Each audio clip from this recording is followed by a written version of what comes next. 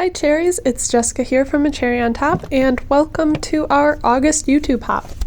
Our prompt for this hop is to use triangles. If you leave a comment on this video and then go comment on our other design team members' videos, you will be in the running to win a $10 Cherry on Top gift card. So make sure you leave a comment at each video to be entered into the drawing. One winner will be announced early next week, so stay on the lookout for that. It'll be announced on our YouTube channel and also on our blog.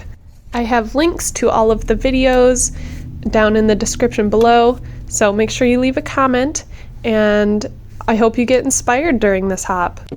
I've been itching to use the gel press a bit more, so I figured this was the perfect opportunity, so I pulled it out and then pulled out a lot of different paints and inks, all in the blues and green colors. If you have not used a gel press before, I highly recommend experimenting with it. There's not really too much you can do wrong, but there's so many different mediums that you can play with. You can use stamps. I love using stencils, and really you can use anything around you that has texture. Some other things that I like using are bubble wrap or textured plastic, or sometimes like if you get packaging foam, and just play with it. I am using tags right now because I thought it would be quick to just have pre-cut out shapes. You can also use scrap paper. I would recommend using some type of mixed media paper just so it holds up against all of the different types of mediums you might be using. So some of the materials you need when using a gel press is the press itself. These come in all different sizes. I'm using a 6x6 size right now. And then you'll also need a brayer. This is the Tim Holtz one. And then whatever mediums you want to use. I am using a lot of re-inkers. They get a really rich color, so I like using them. You can also use your ink pads, acrylic paint, you can even use alcohol ink. The list goes on and on for what you can use with them. And this is a great way to make both backgrounds and finished pieces. I will be cutting up these tags into triangles to use as our triangle challenge, but they can also make great finished pieces as well. I am really flying through making these tags very quickly. I'm not spending a ton of time on each tag, and it's more just about quantity right now, and also just playing with the mediums. I am using a lot of the new Tim Holtz colors, including his new prize ribbon, which really stands out. It's that rich blue.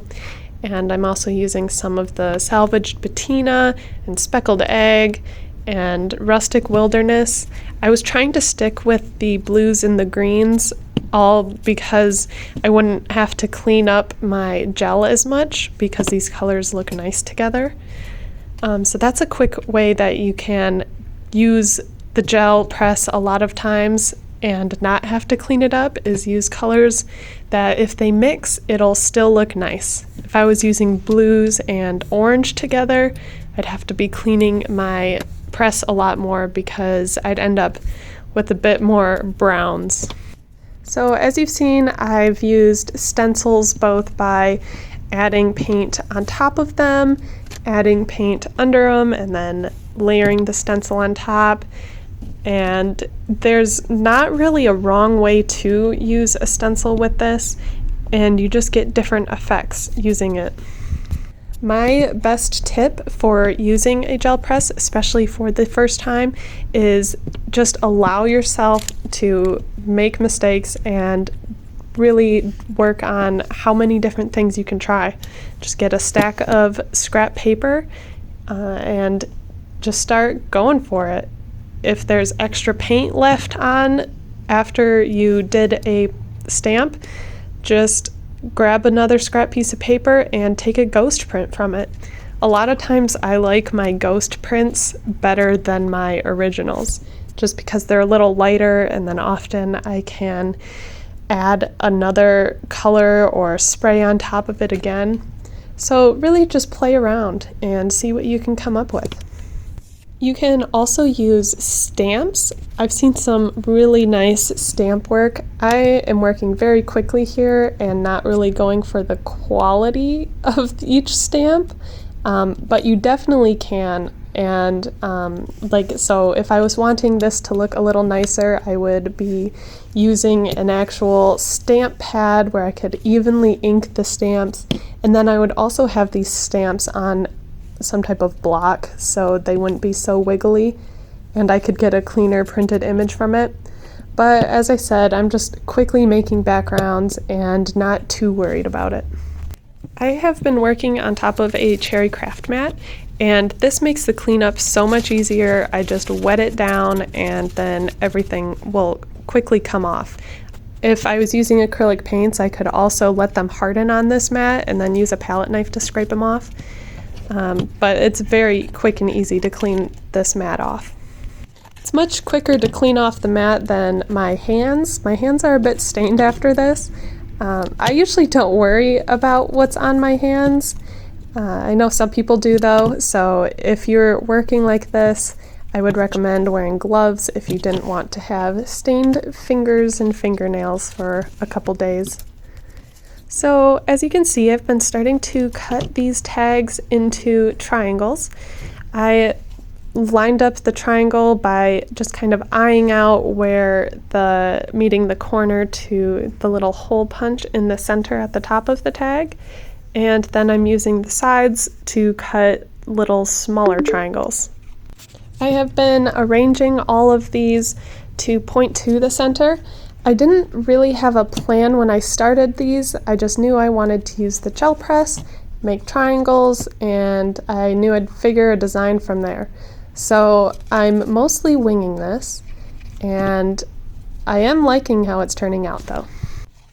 I figured this type of design, I could either have something in the middle, so all of these would look like an arrow pointing to the middle, or I could have something a little bit off to the side.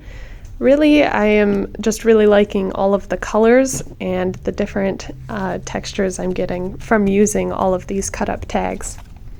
I decided to add some stitching. I think hand stitching can add a ton to a piece. If I had thought ahead, I would have just hand stitched on the triangle before gluing it down, because that would have been a bit easier than dealing with flipping the whole page over each time. But like I was saying, I was really just winging this design and added on as I was going. But I still really like having this hand-stitched look. And I'm using more of a satiny embroidery floss, so it has a really nice look. And just ignore my very blue hands. I'm just kind of laughing at myself. I never really think ahead to wear gloves, and I really like working with my hands like this. It's just after the fact where I'm like, oh, my hands are very, very blue. But it's just the mark of an artist, I guess. So this is an ephemera piece from an ideology ephemera piece. I cut it in half and I decided that would be my piece that would go in the middle.